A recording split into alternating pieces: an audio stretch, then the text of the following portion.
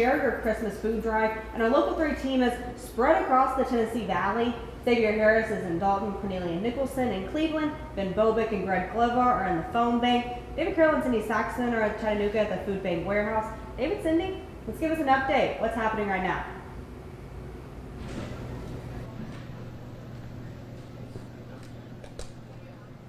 Welcome to Local 3 News at 5. Happy to be here. And somebody's dulling our shine, David. Have you noticed? Just another day. Just another day. I didn't even know I didn't know it lights up. I'm a little embarrassed. Is it gaudy? Too much? It's awesome. Perfect. Yeah. Absolutely Yes. perfect. Yeah. And you know, even the shine here can't compete with the fact that we are standing here next to Cindy Sexton, who has been doing Share Your Christmas every one of these 40 years. That in itself is pretty darn impressive. Oh, okay. Yes, I was too. Mm-hmm. So Very real quick, just compare year one and now. Just give me 20 seconds on that. It was really cold year one. We didn't know what to expect. They sent us down to the riverfront and said, take your IFBs and just stand there and wait for people to drive through and bring their donations. And guess what? They did. They did. 6 o'clock in the morning. They lined up in the dark. You could see the headlights for, I don't know, as far as you could see. Wow. People bringing their canned good donations. That was the way it was done back then. That's incredible. And you know, I was not working for this station at that time. I was working for a different station. But I watched, and I remember thinking, how cool would it be to be a part of that someday? And we got him. Hey, dreams come true. You're not wrong. This is my, I guess, 17th year doing Share Your Christmas. And the way it's grown just then, and to be something that the entire community really is a part of, it's such an honor, and I just love it. So 702-3333, want you to call in, want you to come by, bring some food, one of our 3 locations, and do a good thing this year. And we want everyone to know that any donation made helps not just the Chattanooga Area Food Bank, and the Chattanooga Area Food Bank serves our entire viewing area. Yeah. So if you can see us right now, your area is served. Yeah. And we'll have more from the food bank shortly, but hey, it's a big news day, as it is most every day, so let's go back to the studio, and we'll be back shortly. Thank you all for that wonderful update. Doing good work out there. And we have an update on the bomb threat on Appleton Pike. According to the sheriff's office, an arrest has been made. The threat was involving a school bus in the Tractor Supply parking lot on Appleton Pike. All students were evacuated and are safe. Nearby businesses were told to evacuate and shelter in place, and those have since been lifted. The school bus is also back in service. In other breaking news, we've just learned District 6 Councilwoman Carol Burrs has died. She reportedly died of unexpected natural causes yesterday. The city says a celebration of life will be announced in a future date, and that was on Thursday. Thank you guys. One person is dead after being stabbed on Brainerd Road yesterday. It happened between the Family Dollar and the Lamplight Package store. Chattanooga police say the victim died after being taken to the hospital. Patrick Cunningham is being charged with first-degree murder and especially aggravated robbery. Court records say he tried to rob the store but was unsuccessful. Then he stabbed the victim on his way out of the building and was taken into custody shortly after. A Rossville man has been sentenced to life in prison after murdering his girlfriend. After killing his girlfriend, the man tried to take his own life but was unsuccessful. Christopher Bullock has been sentenced in charges of malice murder, felony murder, aggravated assault, and possession of a firearm during commission of a felony. He is sentenced to life in prison without the possibility of parole. The DBI says his motives stem from a history of failed romantic relationships, as well as recently being fired from his job.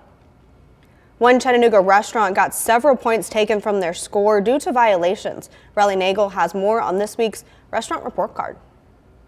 It's been a great week for restaurants in the Tennessee Valley. Most places scored very well, but American Wings in Chattanooga scored a 79 for several violations. The inspector observed an employee not washing their hands properly. There was raw bacon stored on top of ready-to-go-eat deli products. The inspector also saw raw chicken wings sitting out at room temperature. Food products were stored on the freezer or on the floor in the walk-in freezer. Wet wiping cloths were stored on working surfaces and not in sanitizer solution. We also want to celebrate the good this week. Congratulations to Uncle Larry's Restaurant in Chattanooga, Black Hand Tattoo in Cleveland, and Scooter's Coffee in Catoosa County on your perfect scores. Remember, if you have a question about a restaurant, hotel, pool, or gym, call your local health department. And as always, everyone, enjoy your meal. Let's check back with Ben Bobick and Greg Glover at the Chattanooga Area Food Bank. They are the phone bank where volunteers have been answering calls and taking donations all day. Hey, Ben and Greg, what's the update? In the phone bank, we just had a shift change, so now we need to get these phones to ring. These guys and gals are from Bowers, and they want to hear from you because $15,000 is the magic number. They are matching. Get up to that number. We don't leave any money on the table. Ben Bobick is in. This is usually his domain. So, Ben, what do you got? Make these phones ring, man. Yeah, that's what I'm saying here, man. I'm starting to hear myself think it's so quiet in here, and that is not a good place to be. 702-3333, by the way. Yes, at 5 o'clock on a Friday when I get in my own head. But I'm going to throw some stats out to you guys because this, as the sports guy, I am also the stat guy. 1 in 7 food insecure, 42,900. Here we go. Hey, there's some ringing we like to hear. 42,914 households served through Foxwood through this program. It's absolutely incredible. And you know what? It's every single year we come back here, and it's just amazing. This is my first time being on live television today. So I got it's a just stat amazing. for you. Yeah. $233,000 so far that we've raised thanks to you. We are rolling up toward our goal. Let you be the one to put it over the top. 702-FEED, that's 702-3333. That's a lot of money because $1 can provide breakfast, lunch, and dinner for one of your neighbors who may be needy this time of year especially. Yeah, and you know what? You said a number, and it's just not enough. No. Because it's never enough, because we have plenty of time here to get these phones ringing. We got I got one guy on the horn here, which is nice. Not enough. So hopefully we get you guys to call in. What's the number again, Greg? I already forgot it. 702 Oh, that's right. 3333. Oh, okay. 702-FEED. I No don't know my excuses. own number right now, but I know that one. Yeah, Because we've been saying it for about a month and a half. Today's the day. I mean, we're going to be here for the foreseeable future, and hopefully next time we come to you, everybody is going to be not laughing at us making our corny jokes, talking to someone taking a donation. All right, we'll be right back to Share Your Christmas 2024. Yes. Yeah, we'll see you in a minute.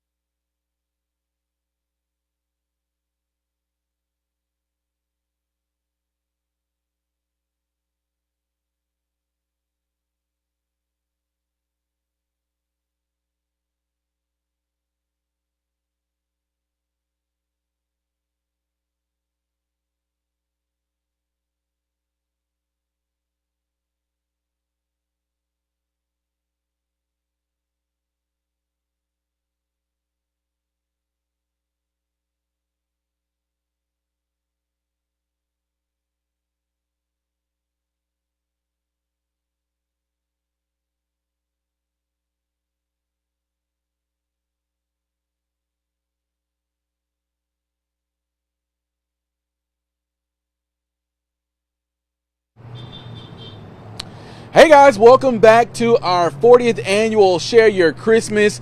Still in Dalton at First Baptist Church, and right now I have a special friend with me, Mr. Jason Mock. He's the CEO and president. Tell us about it. Yeah, the Greater Dalton Chamber, and it's a membership organization for our business community, but more than that, we're very involved in our community as a whole, looking at how things are growing from housing to education to community pride through Believe Greater Dalton. So there's a lot of great things happening through our organization and our community. Absolutely. So with a background like that, what are you doing out here today? Well, it's important to give back in your community, and the Chattanooga Area Food Bank is a very major player in our community, in the 9-county region of Northwest Georgia, and just this is a time to give. And so to come out here and help and volunteer and just make sure that we're giving back is very important. The board here, the Chattanooga area board, is a great board, and they're doing great work. And so I just want to make sure that our organization is giving back. We came and give some food, and we've partnered for some other events this year with them. So it's just a great organization. Absolutely. And when you take a look behind you here and you see these bins, they are full. Obviously, they weren't like that at the start of the morning, and you see that the community has really stepped up.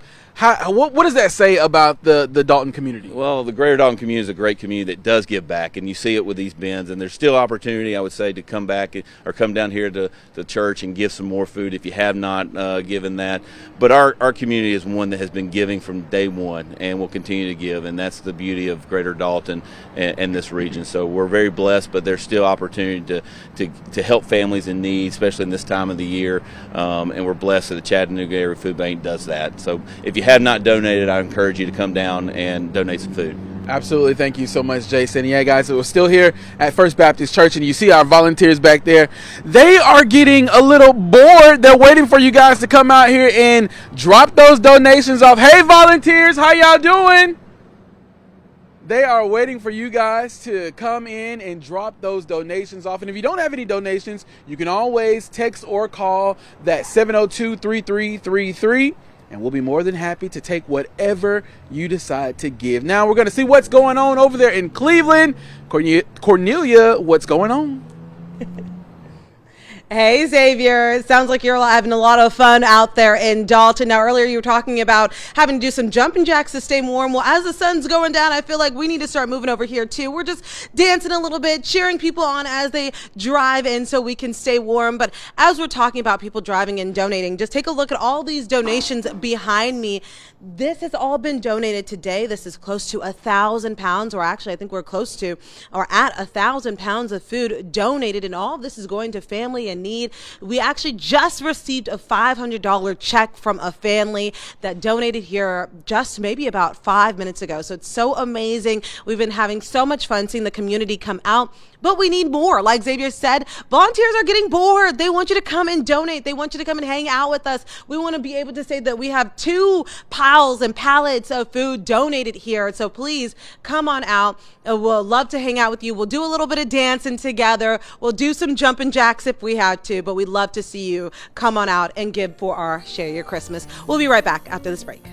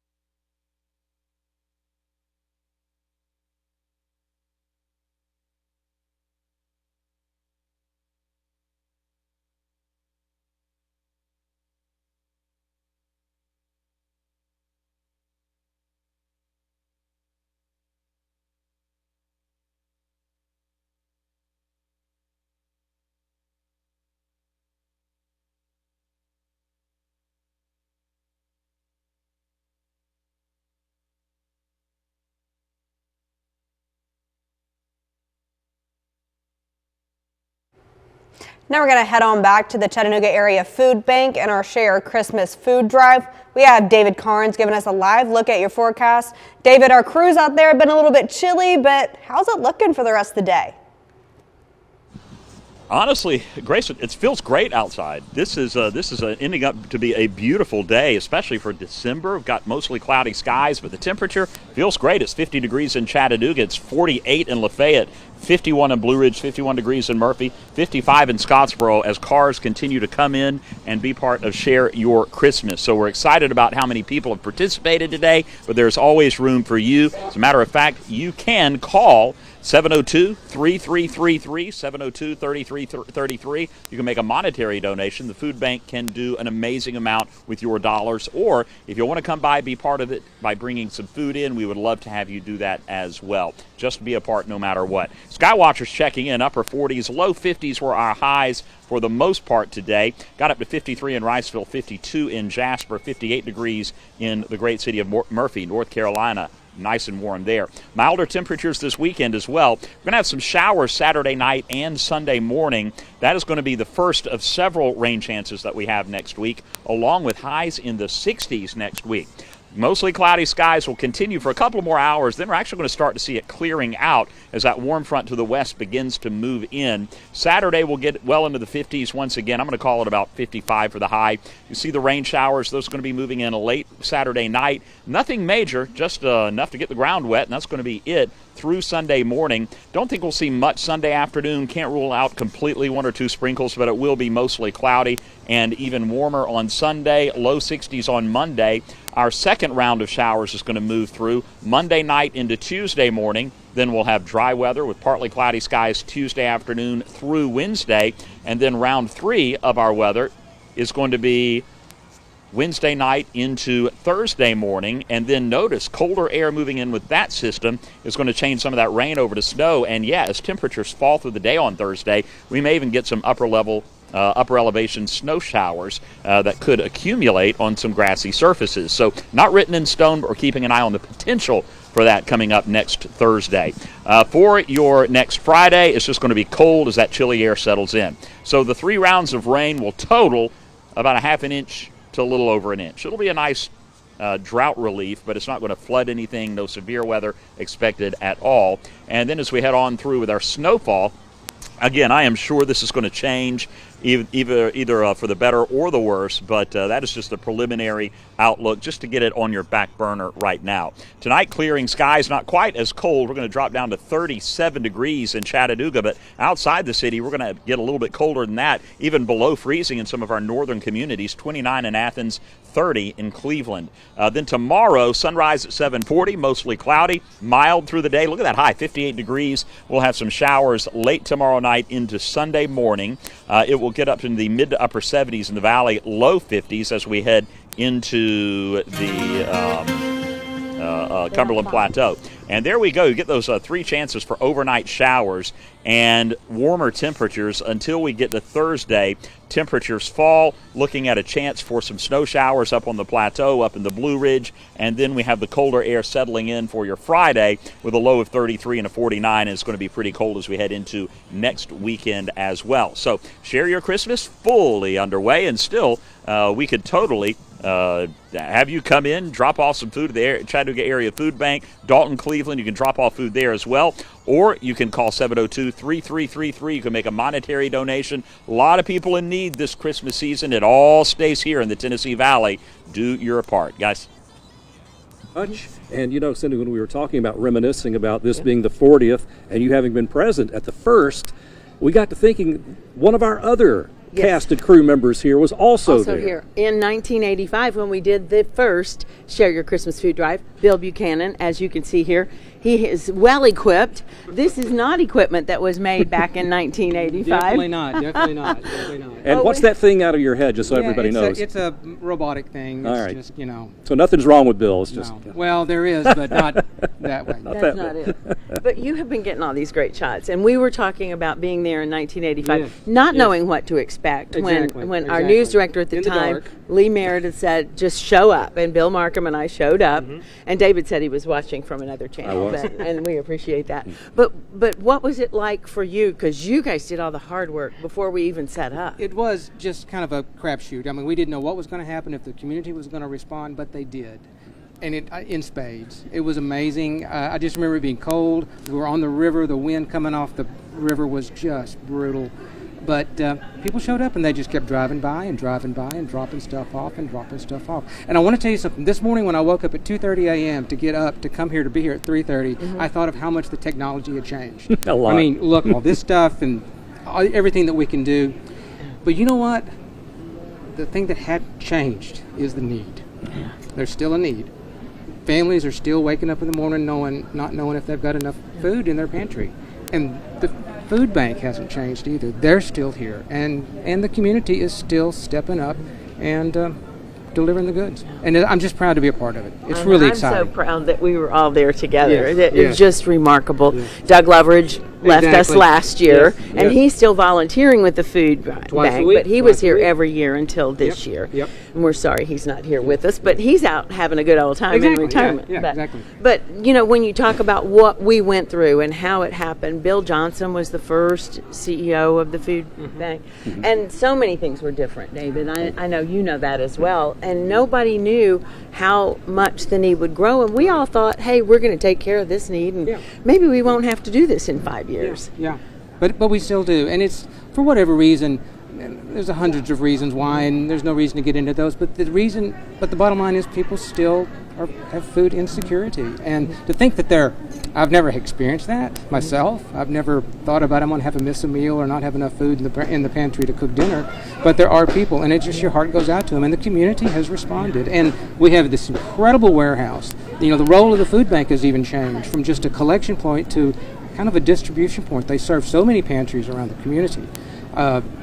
Feeding food to them to then be distributed to the local people that need it. So it's a wonderful, wonderful organization to be a part of. And they love the donations. They love the canned good donations, but they, with their buying power, and they are so well managed. They're so well they can make that dollar go so far, and that's what we have been talking about today as well. But it's just amazing. And when you talk about seeing the headlights coming in, and we didn't know what to expect.